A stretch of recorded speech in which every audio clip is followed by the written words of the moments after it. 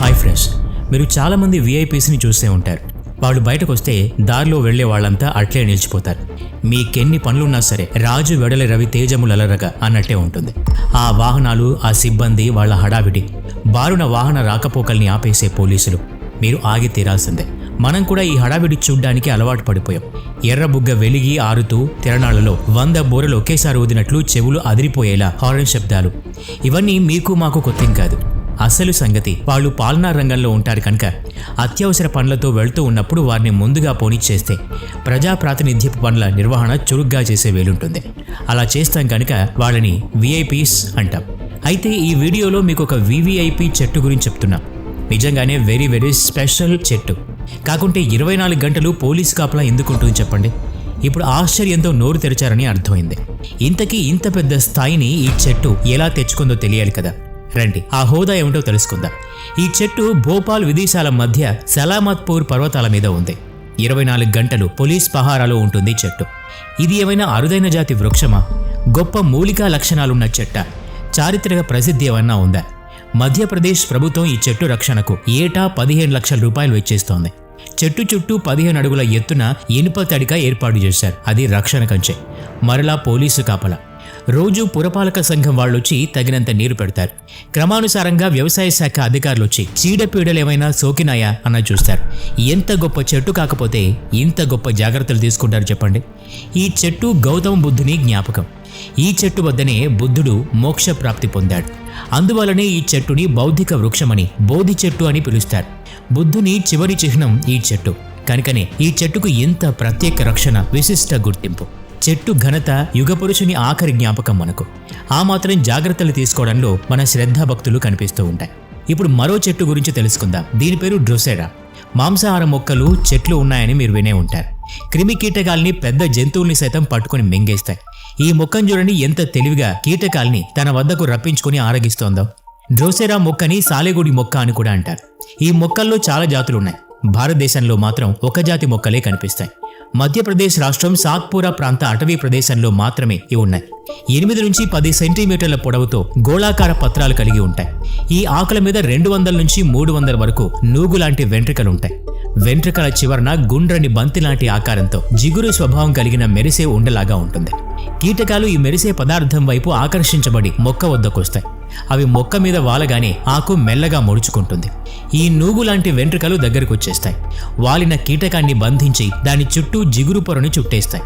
అలా మెల్లగా కీటకాన్ని తనలోకి తీసుకుని మింగేస్తుంది. కీటకంలోని పోషక పదార్థం సాధారణంగా అది ప్రోటీన్ అయి ఉంటుంది. దాన్ని గ్రహించి మిగతా అవశేషాల్ని దులిపేసుకుంటుంది. చూసారా ఎంత టక్కరితనమో ఈ మొక్కకి? నెపెంథిస్ మొక్క పేరు ఎప్పుడైనా విన్నారా? వినుండకపోతే ఇప్పుడు తెలుసుకుందురండి. ఇవి అసోం రాష్ట్రంలోని పర్వత ప్రాంతాల్లో కనిపిస్తాయి. చూడగానే వారేవా భలే అందంగా ఉందనుకుంటే బుట్టలో పడ్డట్టే. దానికి కావాల్సింది అదే. ఈ మొక్కతో ప్రమాదం ఏముంది అని తొందరపడకండి. ఈ మొక్క ఆకల చివరన దొన్నె లాంటి సంచి నిర్మాణం ఉంటుంది. దీని పైభాగంలో జిగురు వంటి పదార్థం ఉంటుంది. దీని నుంచి చక్కని మధురమైన వాసన వెలువడుతూ ఉంటుంది.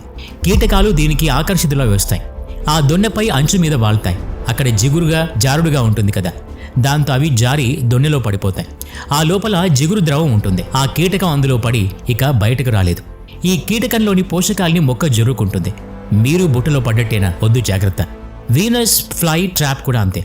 వలపన్ని పురుగుల భరతం పడుతుంది. మిగతా మాంసాహార మొక్కల కంటే దీనికి తెలివి జాస్తి.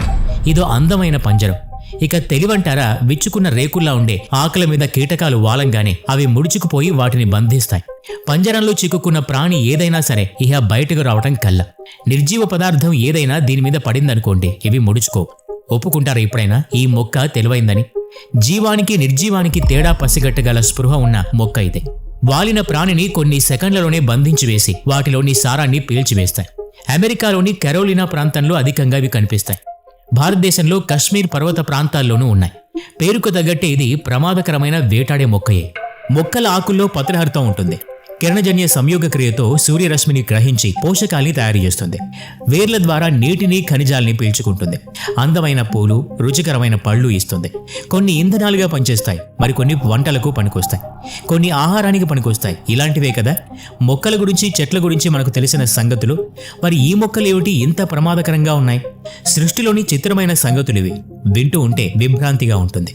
కోబ్రా లిల్లీ కూడా అంతేనండి. చూడ్డానికి కూడా భయం గొలిపే విధంగా ఉంటుంది. అచ్చు తాచుపాము ఆకారంలో ఉంది చూడండి. ఇది అరుదైన మొక్క. నెమ్మదిగా ఇది అంతర్ధానం అయిపోతుంది. మొక్క పైభాగం పాము పడగల్లే ఉంటుంది. మొక్క నుంచి ఒక రకమైన పరిమళం వస్తూ ఉంటుంది. ఇది కీటకాల్ని ఆకర్షించేలా ఉంటుంది. ఆకుల మీద పాకుతూ ఆ పడగ ఆకారంలోకి పోయి అక్కడ చిక్కుకుంటాయి కీటకాలు. పొడవుగా, లోతుగా, బోలుగా ఉన్న ఆకుల లోపల అంతా మాయమహల్లా గజిబిజిగా ఉంటుంది. ఆ చిక్కుల్లో నుండి ఏ కీటకమూ ఇక బయటకు రాలేదు. మిగతా మాంసాహార మొక్కల్లాగా ఇది ఎంజైమ్స్ ని స్రవించదు. ఈ ఆకుల్లో ఉండే బ్యాక్టీరియాని ఆ కీటకాల్ని చంపి అరగిస్తుంది. ఇవి ప్రధానంగా భారతదేశంలోని నీలగిరి పర్వతాల్లో కనిపిస్తాయి. ఈ సృష్టిలో ప్రతి జీవి, మొక్కైనా జంతువైనా ప్రతిదీ ప్రత్యేకమే. కొన్ని మరింత ఎక్కువ ప్రత్యేకం. విషపూరిత మొక్కలుంటాయని తెలుసు గాని మొక్కల్లో మాంసాహార లక్షణాలున్నాయని, అవి పెద్ద జంతువులను సైతం తినేస్తాయని తెలిస్తే వింతే కదా. మరి మీ వద్ద అంటే మీరుండే చోట్లో ఇలాంటి ప్రత్యేక లక్షణాలున్న మొక్కలుంటే కామెంట్లో తెలియచేయండి. ఈ వీడియో నచ్చినట్లయితే లైక్ చేయండి, షేర్ చేయండి. ఇలాంటి మరిన్ని వీడియోస్ కోసం ఈ ఛానల్కి సబ్స్క్రైబ్ చేసుకొని బెల్ ఐకాన్ మీద క్లిక్ చేయండి. నెక్స్ట్ వీడియోలో మళ్ళీ కలుద్దాం. Thanks for watching.